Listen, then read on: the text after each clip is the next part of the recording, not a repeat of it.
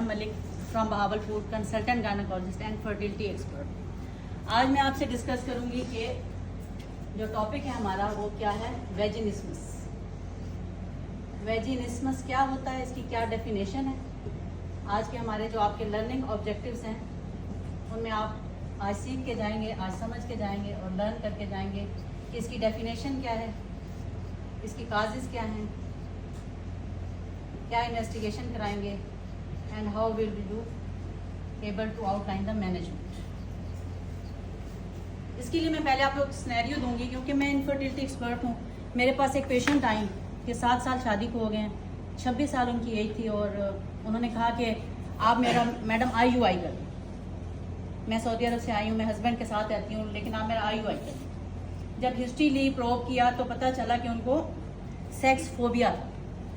Sex phobia किसे कहते हैं? ये वेजिनिस्मस का लेमैन टर्म है जो आम खवातीन जो बोलती हैं कि जी मुझे डर लगता है, मैं ये एक्शन परफॉर्म नहीं कर सकती, हस्बैंड के साथ मीटिंग नहीं कर सकती, जिसकी वजह से मेरे बच्चे नहीं हो रहे।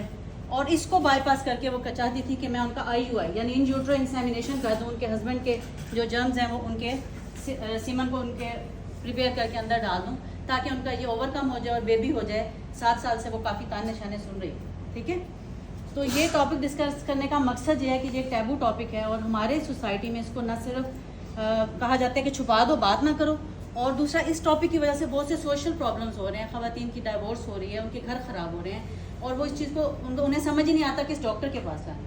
और अगर वो किसी गायनी की डॉक्टर के पास चली जाएँ तो वो उन्हें भगा देती हैं कि नहीं नहीं नहीं नहीं कुछ भी नहीं है, तो मैं ऐसे डर लगा। ठीक है, बाहर हिस्ट्री लेने के बाद जब मैंने उनका देखा तो इसकी भी डिग्रीज होती हैं, माइल्ड, मॉडरेट, सीवियर।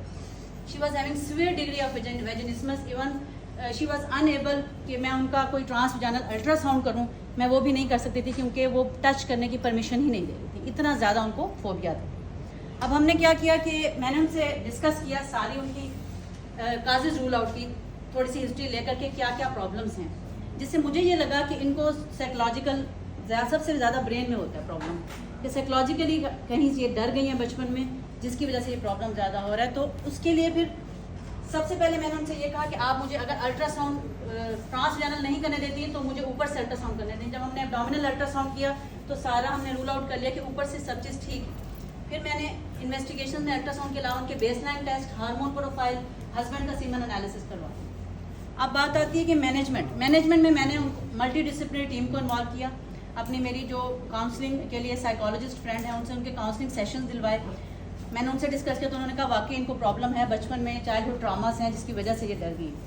उसके बाद मैंने उनको बुक किया, नेक्स्ट मंथ मैंने उनको बुक किया कि आप साइकिल से बिल्कुल फ्री हो के आप मेरे पास आएंगी और मैं आपका ट्रीटमेंट करूँगी। अब ट्रीटमेंट क्या होता है, जैसे कि मैंने बताया कि पहले हमने MDT इन्वॉल्व किया, मल्टी डिसिप्लिनरी टीम में हमने साइकोलॉजिस्ट को इन्वॉल्व कर लिया।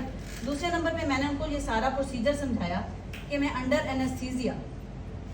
एनेस्थीसिया आपका पूरा एग्जामिनेशन करूँगी कि अंदर कोई पैथोलॉजी तो नहीं है, कोई सेप्टम तो नहीं है, विजाइना से आगे कोई ब्लॉकेज तो नहीं है, क्या प्रॉब्लम है।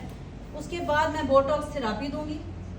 बोटॉक्स का मकसद क्या है कि वो जो विजाइनल मसल्स हैं उनके अंदर पैरालिसिस कर देता है और इनएक्टिव कर देता है उनको, ताकि वो वेजिनिस्मस है क्या, involuntary contraction of the vaginal muscles, tightening of the vaginal muscles. तो बोटॉक्स क्या करेगा, उसके अपोजिट करेगा, वो पैरालिसिस कर देगा मसल्स का, उसको टाइट नहीं होने देगा। फिर मैंने साथ उनको बोटॉक्स करने के बाद उनको विजाइनल डायलेटर रखा फॉर 24 आवर अंडर एनेस्थीसिया। उस डायलेटर को 24 आवर के लिए अंदर रख दिया और साथ टी बैंडेज कर दिया। अब जब टी बैंडेज कर दिया उसके बाद जब वो 24 आवर के बाद उसको पेशेंट को डिस्चार्ज किया तो मैंने उनको बोटॉक्स की जो डोज है वो भी डिफरेंट होती है according to severity of the patient, कि वो सीवियर वेजिनिस्मस है तो उसको डबल डोज लगानी पड़ती है। अब मैंने उनको घर में भेजा कि 8 से 10 दिन आपने डायलेटर की प्रैक्टिस करनी है। जब आप ये इस काबिल हो जाएं कि अपनी फिंगर या डायलेटर आप अपना रेगुलर यूज़ कर सकते हैं तो उसके बाद आपने हस्बैंड को अलाउ करना। अब विद इन 3 मंथ्स अल्हम्दुलिल्लाह मेरी पेशेंट का मैसेज आया, she is pregnant now, she is having pregnancy after 7 year and she overcome this. और ये एक पेशेंट नहीं है, मैं 20 से ज़्यादा पेशेंट ट्रीट कर चुकी हूँ और इस पर रिसर्च कर रही हूँ।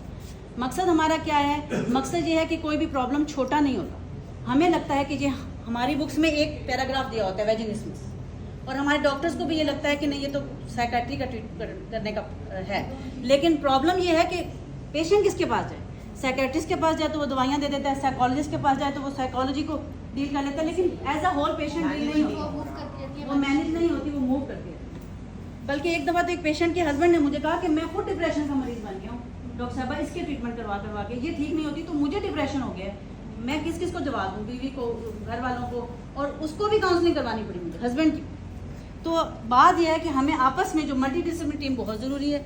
इस टॉपिक से रिलेटेड आपके जहन में कोई सवाल हो तो आप जरूर बताइए।